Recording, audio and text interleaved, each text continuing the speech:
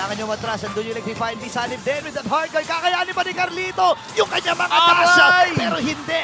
Mas marami daw dash si Demon Kite. Ayan na, 2v1 Recall. yun, hindi lang halata. Yan, recall, ready J4. Rin yung mga alien mula dito kay Sanji at si Benny QD ay patransition na rin dito sa may bandang Lord.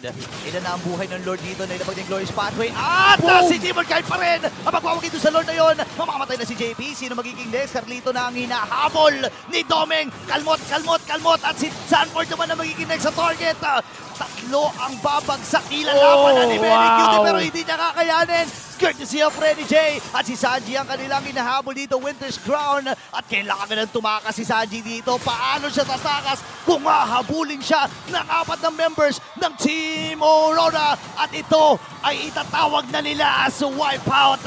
At nagsisimula na ang pagliwanag ng Aurora.